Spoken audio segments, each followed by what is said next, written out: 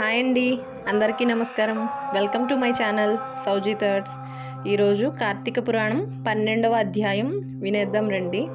ద్వాదశి ప్రశంస. మహారాజా, కార్తీక మాసమున కార్తీక సోమవారమున కార్తీక ద్వాదశి వ్రతమును గురించి సాలగ్రామపు మహిమలను గురించి వివరించెదను వినుమని వశిష్ఠ మహాముని ఈ విధంగా తెలియజేసిరి. కార్తీక సోమవారం నాడు ఉదయమునే లేచి కాలకృత్యములు తీర్చుకొని నదికి వెళ్ళి స్నానము చేసి ఆచమనము చేయవలెను. తర్వాత శక్తి కొలది బ్రాహ్మణునకు దానమిచ్చి ఆ రోజంతయు ఉపవాసం ఉండి సాయంకాలం శివాలయంకు కానీ విష్ణువాలయానికి కానీ వెళ్ళి దేవుని పూజించి నక్షత్ర దర్శనము చేసుకుని పిమ్మట భుజింపవలెను. ఈ విధంగా చేసిన వారికి సకల సంపదలు కలుగుటయే కాక మోక్షం కూడా పొందుదురు.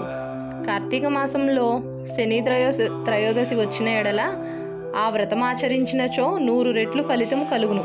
కార్తీక శుద్ధ ఏకాదశి రోజున పూర్ణోపవాసం ఉండి ఆ రాత్రి విష్ణాలయంకు వెళ్ళి శ్రీహరిని మనసారా ధ్యానించి శ్రీహరి సన్నిధిని పురాణ కాలక్షేపం చేసి మర్నాడు బ్రాహ్మణ సమారాధన చేసిన 1,000,000 యజ్ఞముల ఫలితము కలుగును.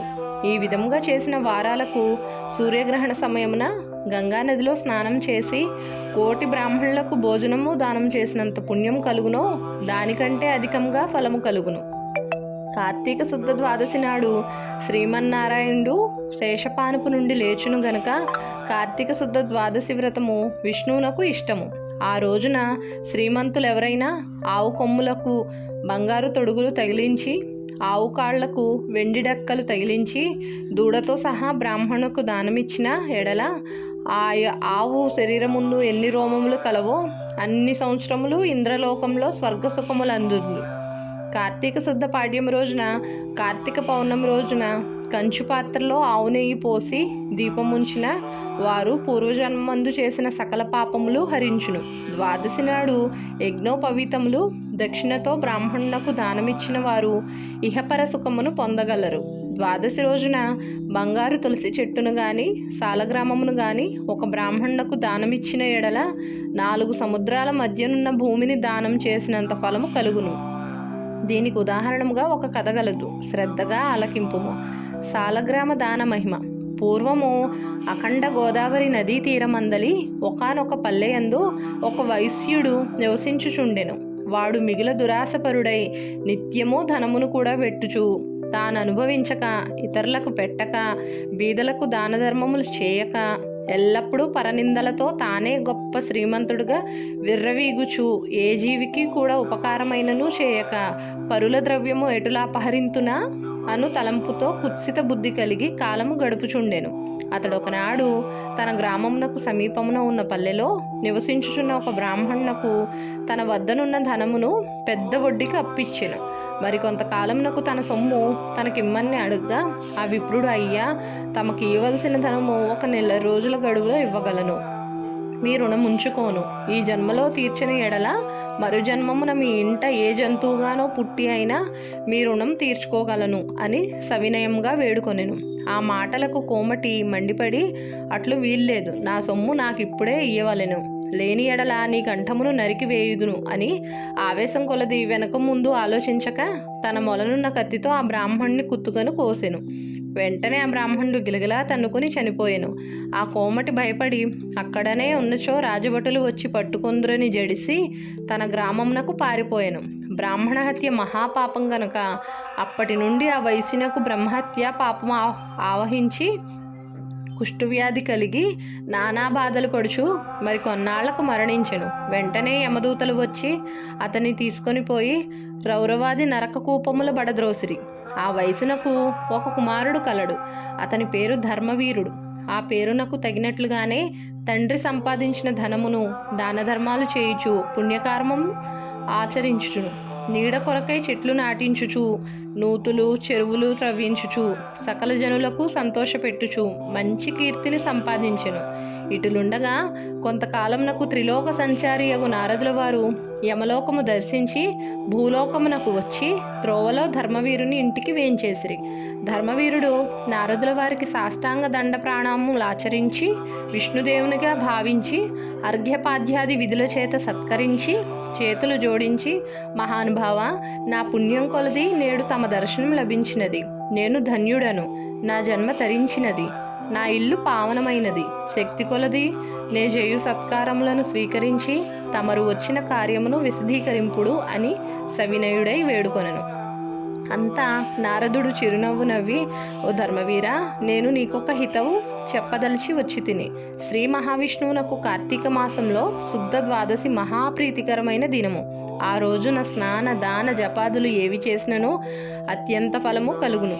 4 జాతులలో ఏ జాతి వారైనను, స్త్రీ అయినా, పురుషుడైనా, జారుడైనా, చోరుడైనా, పతివ్రతమైన, వ్యభిచారిణి అయినా, కార్తీక శుద్ధ ద్వాదశి రోజున సూర్యుడు తులారాశి యందు ఉండగా నిష్ఠగా ఉపవాసం ఉండి సాలగ్రామ దానములు చేసిన ఎడల వెనుకటి జన్మలందు ఈ జన్మయందు చేసిన పాపములు పోవును. నీ తండ్రి యమలోకంలో మహా నరకం అనుభవించుచున్నాడు. అతనిని ఉద్ధరించుటకై నీవు సాలగ్రామ దానం చేయక తప్పదు. అట్లు చేసి నీ తండ్రి రుణం తీర్చుకొనుము అని చెప్పెను. అంతటా ధర్మవీరుడు, నారదముని వర్య, మేడల వెనుకటి జన్మలందు ఈ జన్మందు చేసిన పాపములు పోవును. నీ తండ్రి యమలోకంలో మహానరకం అనుభవించుచున్నాడు. అతన్ని ఉద్ధరించుటకే నీవు సాలగ్రామం దానం చేయక తప్పదు. అట్లు చేసి నీ తండ్రి రుణం తీర్చుకొనుము అని మరలా చెప్పాను. అంతటా ధర్మవీరుడు, నారదమునివర్య, నేను గోదానము, భూదానము, హిరణ్యదానము మొదలగు మహాదానములు చేసి ఉంటిని. అటువంటి దానములు చేయగా నా తండ్రికి మోక్షం కలుగునప్పటి సాలగ్రామం అనే జాతిని దానము చేసినంత మాత్రమున ఆయన ఎట్లు ఉద్ధరింపబడునాయనని సంశయం కలుగుచున్నది. దీని వలన ఆకలి గొన్నవాని ఆకలి తీరునా, దాహం గొన్నవానికి దాహం తీరునా కాక ఎందులకి దానము చేయవలేను? నేను ఈ సాలగ్రామ దానం మాత్రం చేయజాలనని నిష్కర్షగా పలికెను. ధర్మవీరుని అవివేకమునకు విచారించి, వైశ్యుడా, సాలగ్రామమును శిలా మాత్రముగా ఆలోచించితివి. అది శిల కాదు, శ్రీహరి యొక్క రూపము. అన్ని దానముల కంటే సాలగ్రామ దానం చేసినచో కలుగు ఫలమే గొప్పది. నీ తండ్రిని నరక బాధ నుండి విముక్తిని గావింపనెంచితివే అని ఈ దానము తప్ప మరొక మార్గం లేదు అని చెప్పి నారదుడు వెడలిపోయాను. ధర్మవీరుడు ధనబలము గలవాడై ఉండియు, దాన సామర్థ్యం కలిగి ఉండి కూడా సాలగ్రామ దానము చేయలేదు. కొంతకాలంనకు అతడు చనిపోయాను.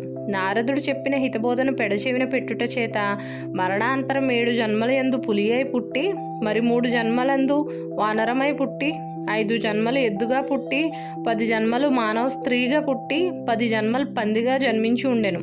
అట్లు జరిగిన తర్వాత 11వ జన్మలో ఒక పేద బ్రాహ్మణుని ఇంట స్త్రీగా పుట్టిగా ఆమెకు యవ్వన కాలం రాగా ఆ పేద బ్రాహ్మణుడు ఒక విద్వాంసునకు ఇచ్చి పెండ్లి చేసెను. పెండ్లి అయిన కొంతకాలంనకు ఆమె భర్త చనిపోయెను. చిన్నతనమందే ఆమెకు అష్ట కష్టములు సంభవించినందులకు తల్లిదండ్రులు, బంధుమిత్రులు చాలా దుఃఖించారు. తండ్రి ఆమెకు ఈ విపత్తు ఎందువలన కలిగినని దివ్య దృష్టితో గ్రహించి వెంటనే ఆమె చేత సాలగ్రామ దానము చేయించి, నాకు బాలవైధవ్యమునకు కారణమైన పూర్వజన్మ పాపము నశించుగాక అని చెప్పించి సాలగ్రామ దాన ఫలమును ధారవోయిచెను. ఆ రోజు కార్తీక సోమవారం మగుట వలన ఆ సాలగ్రామ దాన ఫలముతో ఆమె భర్త జీవించెను. పిదప ఆ నూతన దంపతులు చిరకాలమునకు సకల సౌఖ్యములతో జీవించి జన్మాంతరమున స్వర్గమునకేగిరి. మరికొంతకాలంనకు ఆ బ్రాహ్మణ పుత్రిక మరొక బ్రాహ్మణుని ఇంట కుమారుడుగా పుట్టి నిత్యము సాలగ్రామ దానం చేయుచు ముక్తి నొందెను. కావున ఓ జనక, కార్తీక శుద్ధ ద్వాదశి రోజున సాలగ్రామ దానం చేసిన దానఫలం ఇంతింత కాదు, ఎంతో ఘనమైనది. కావున నీవును ఆ సాలగ్రామ దానమును చేయుము. ఇట్లు స్కాంద పురాణాంతర్గత వశిష్ఠ ప్రోక్త కార్తీక మహాత్మ్యమందలి ద్వాదశాధ్యాయం 12వ రోజు పారాయణం సమాప్తం. వీడియో కనుక కొత్తగా చూస్తున్న వాళ్ళైతే సబ్స్క్రైబ్ చేసుకోండి, లైక్ చేయండి, షేర్ చేయండి, కామెంట్ చేయండి. ధన్యవాదములు. ఈ కార్తీక పురాణాలు పెట్టే ముఖ్య ఉద్దేశం కనీసం చదవలేని వారికి వినే అవకాశం కలుగుతుందని నా ముఖ్య ఉద్దేశం. దయచేసి లైక్ చేయండి.